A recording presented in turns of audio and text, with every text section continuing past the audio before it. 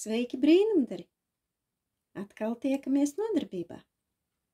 Šodien mēs mazliet pastrādāsim. Šodien mēs esam ciemos pie mākslinieces Lorelas Berčes. Lorela glezno skaistas gleznas ar kaķiem, augiem, arī zirgiem. Lorela bija ļoti trausla. Viņai bija trausli kauli, viņa slimoja. Un jebkura lielā darbība un smags darbs lauza viņas kaulus. Bet gleznot viņai ļoti patika. Tā viņa arī pelnīja naudiņu. Lorela taisīja skaistas rotas lietas. Ar kaķiem un zirgiem, kurus viņai patika gleznot, somas un drēbes. Šodien mēs iedvesmosimies no šīs gleznas ar kaķiem un uzzīmēsim kaķi kā Lorela Berča. Lai uzgleznotu kaķi, mums ir nepieciešams nosākuma zīmols, lai to uzzīmētu. Paņem lapu un sadali to uz pusītēm. Viegli ar zīmolīti novelkot strīpiņas. Viegli, stipri nevajag, lai tu varētu pēc tam izdzēst, ja būs nepieciešams. Pirmajā laukumā mēs uzzīmēsim galvu. Galva kaķim būs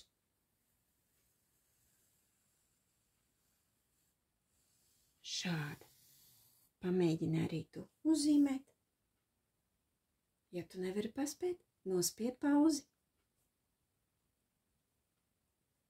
Tālāk mums ir nepieciešams ausis. Novelkam strīpiņas un savienojam tās. Kaķus tu redzi visapkārt.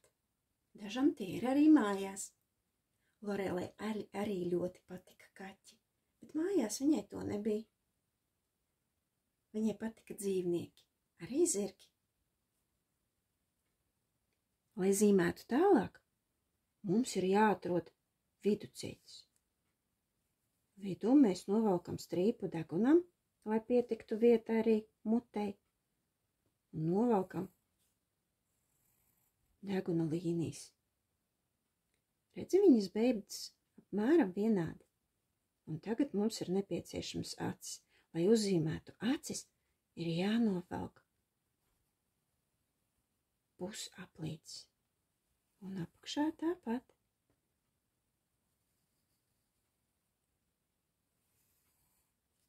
Lūk, ir acis. Ja tu nevari paspēt, nospied pauzi.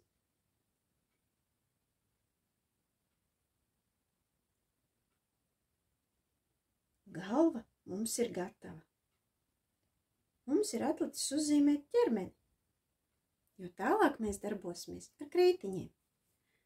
Tātad atrodam kaķītim šeit apmēram vietiņu un velkam strīpiņu uz leju bez lineāla ar roku. Viena ķepa, otra ķepa. Jā, man sanāca viena lielāka, viena mazāka. Nekas, viena ir tuvāk, otra ir tālāk. Un tagad ir nepieciešama mugura. Muguru es vilkšu mazliet augstāk nekā actiņa un pusaplītī. Valku līdz galvam, līdz pašai lejai un savienoju. Velc līniju lēnām, lai tev sanāktu. Mūsu kaķis ir gatavs. Lai darbotos tālāk, mums ir nepieciešami divi krītiņi. Man tie ir melnais un zilais. Es apvilkšu actiņas.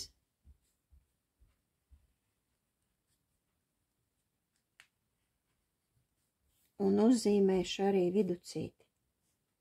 Apļus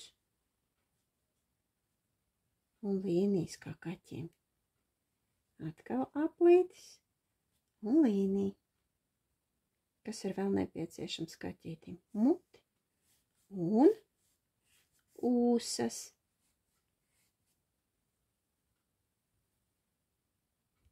Pievērs uzmanību mākslinieces kaķiem. Viņi ir kā mūteņu kaķi, un tie ir izrotāti ar ģeometriskām figūrām, 3 stūri, un arī ar līnijām dažādām. Mēs arī tā pamēģināsim. Tagad es izmantošu zilo krītiņu. Es ņemu vaska krītiņus, jo pēc tam es strādāšu ar ūdeni. Es izvēlos strādāt ar 3 stūrīšiem. Uzzīmēšu 3 stūrīšus vietiņās, kur man patīk. Redzi, manas līnijas nav tik labi redzamas, tāpēc es viņas nedzēšu. Ja tavas līnijas ir ļoti labi redzamas, paņem dzēžgumiju un padzēs tās. Lūk, ir mani 3 stūri. Es velku pa visu ķermeni. No sākuma es viņus uzzīmēšu. 3 stūrīšiem ir 3 stūri, tāpēc tas arī tā saucas.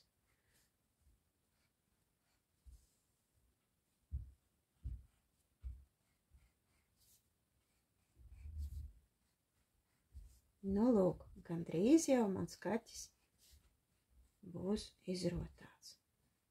Bet savam kaķim es vēlos arī ķepas. Ķepas mums ir, bet ķepām pietrūkst kas? Pietrūkst nagi. Lūk, arī nadziņi. Zilas actiņas.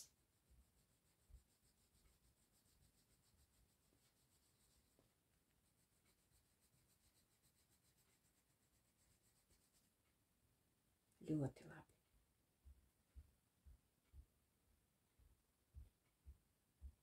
Ja tu nevari paspēt, nospied pauzi. Mani 3 stūrīši ir tukši. Es vēlos tos iekrāsot. Katru 3 stūri es iekrāsoju.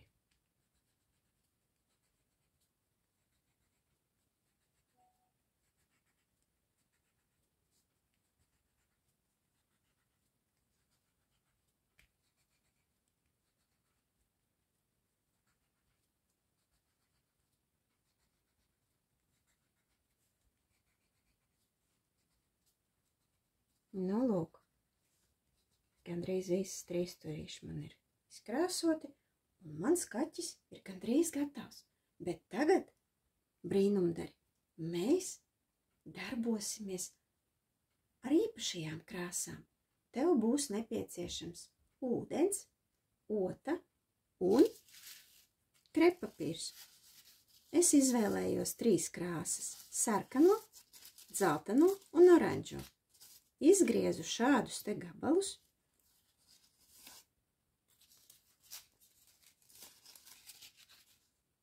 Un tagad sāksim darboties. Ūdeni un otu esmu paņēmusi, un tagad es saslapināšu kaķa galvu. Pieturu lapu un saslapinu kārtīgi kaķa galvu.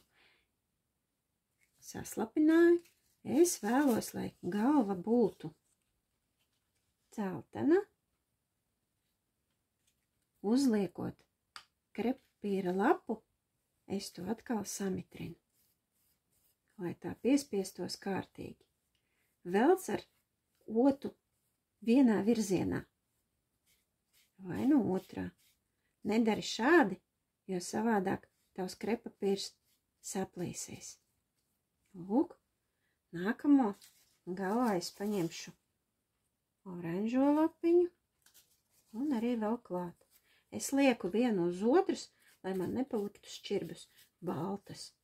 Ja? Un atkal ar otu mitro es vēl samitrinu lapu. Un turpinu mitrināt visu kaķīti. Vēl oranžo. Turpinot. Vai tu kādreiz esi strādājis tādā tehnikā? Krepapīrs ir ļoti krāsains. Ar to var uztaisīt ļoti interesantus darbus. Tagad es jau paņemšu sarkano krepapīru, samitrināšu vēlreiz un uzlikšu šeit.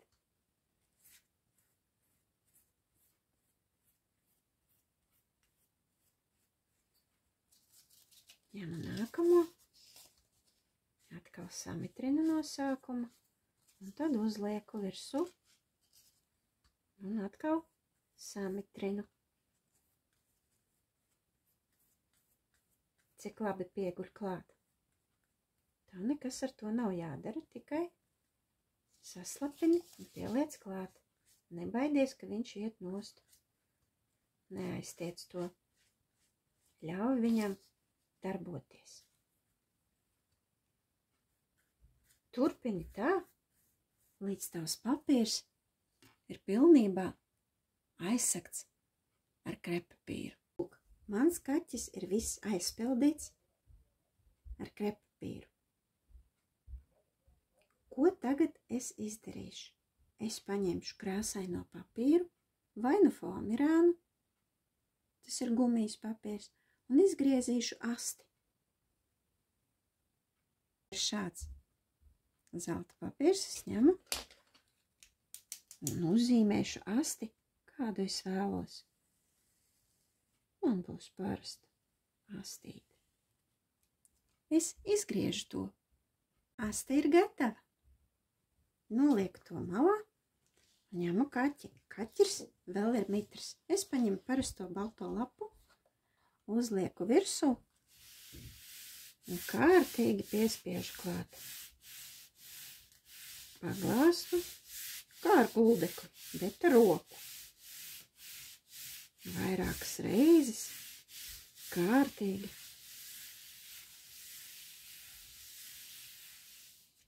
Un ņemu nost. Lapa ir mazliet nokrāsojusies, to mēs varēsim izmantot arī nākamajos darbiņos. Un tagad galvenais, kas ir jāizdara, ir jānoņem viss papīrs. Paskaties, kas notika par brīnumu. Visa krepapīrs lapas krāsa ir palikusi uz mūsu lapas. Kad tu to visu noņemsi, tad redzēsi, cik skaisti tev ir sanācis darbiņš. Tā liekas, it kā tu strādātu ar rotu. Ļauj darbiņam izžūt un izgriez savu kaķi. Lūk, es izgriezu savu kaķi. Tagad es vēlos piestiprināt asti. Asti es stiprināšu šeit. Kad kaķis ir pavisam izžuvis, tad to var pielīmēt ar līmi. Lieko, kas palicis ir šeit, ir jānogriež. Nu redz, kaķis ir gatavs. Mēs esam iedvesmojušies no dižās mākslinieces Lorelas Berčes, kur neskatoties uz savu slimību, ļoti skaisti gleznoja un ļoti daudz darbojās. Tāpēc nekad nepadodies un darbojies arī tu. Līdz nākamajai reizei brīnumdari. Atā!